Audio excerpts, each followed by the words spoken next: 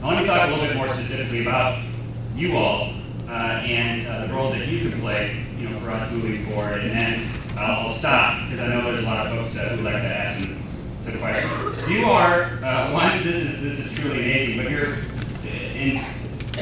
this is definitely our biggest event that we've had. It's been volunteer driven across the country, so we all feel like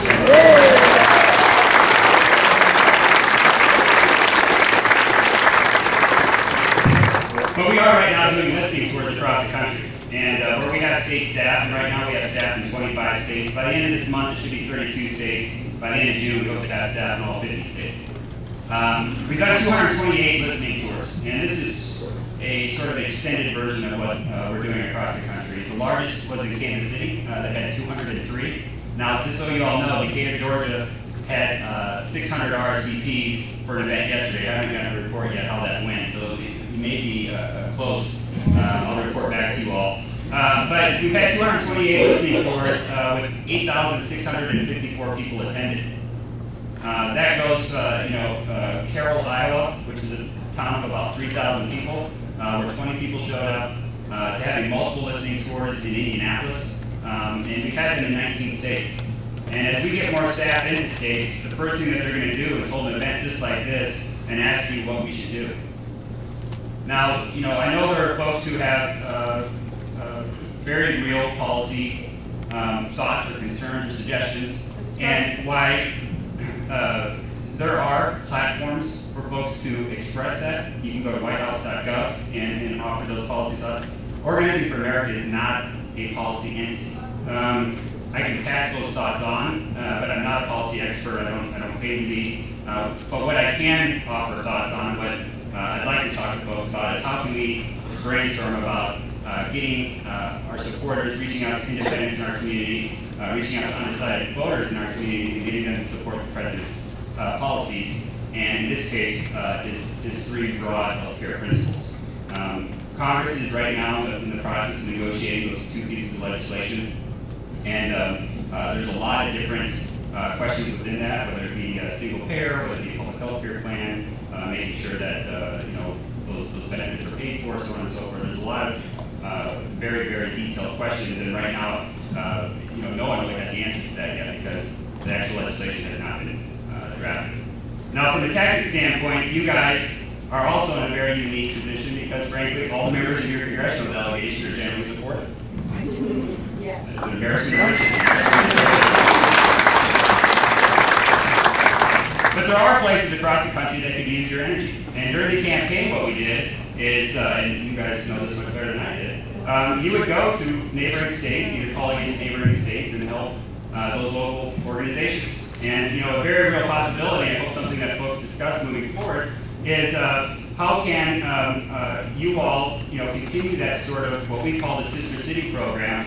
When I was in Iowa, folks in Illinois would come over to the same city in Iowa every weekend or every other weekend to knock on doors, so by the time the caucuses rolled around, they were almost like a member of that community. So how can we build that sense of familiarity? And I'm from South Dakota originally. I have an accent. Gosh, it's so good to see you all. But you all have an accent too. So we want to make sure that we target who we reach into, and just be cognizant of that, right? We have to make sure that the energies and the activities that we're doing is moving the ball forward. And so if you guys break out into your breakout groups and start discussing that, think through that. And what we'd like to do is, we should have someone here in Massachusetts soon. You won't be our biggest state because of what we talked about earlier, but we do plan on having over 300 offices across the country. And one of the things that we learned in Iowa was this motto: if you build it, they will come. Meaning that if you open up offices, people can get engaged. They'll walk down the street, they'll see like-minded folks who are active and engaged in a community that's built. But what we need is a platform for folks to organize around. A physical platform, not just policy, but an actual physical place, real estate that people can go and feel at home. And what we hope to accomplish is a smaller version of recreating what we did during the campaign. When I was in Virginia, we had over 70 offices. And I went to Texas during the primary/caucus there.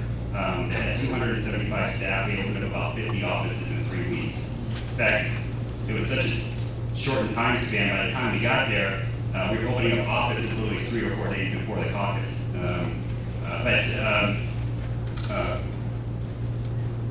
We will have a very large presence in Texas. We'll have a very large presence in North Carolina, in Indiana, in Virginia. We'll have a large presence in Arizona, in Georgia, in Nebraska too, in the state of Nebraska, in Montana, North Dakota, and places that are not just swing states, but places that, frankly, we think that an organization can be built. We should all take a huge amount of pride in what we accomplished this past year. If you look at almost every data point from 2004 to 2008, there was a marked improvement.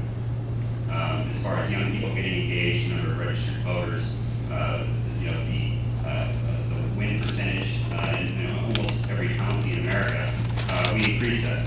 We have a unique opportunity, but if we don't succeed in making this change that we all fought so hard for a reality, it'd be a huge wasted opportunity. All of us invested so much over these past 2 years, sacrificed relationships, sacrificed jobs, sacrificed your personal time to make this happen. So the question I would just pose, and based on the fact that you're here on a Saturday morning, I think I know the answer, but we can't let that investment, that sacrifice that you all have made, be for naught. All we've done up to this point, and as much as it is, and it's truly historic, something that will never ever be done again, is giving ourselves an opportunity. So we have to see it through.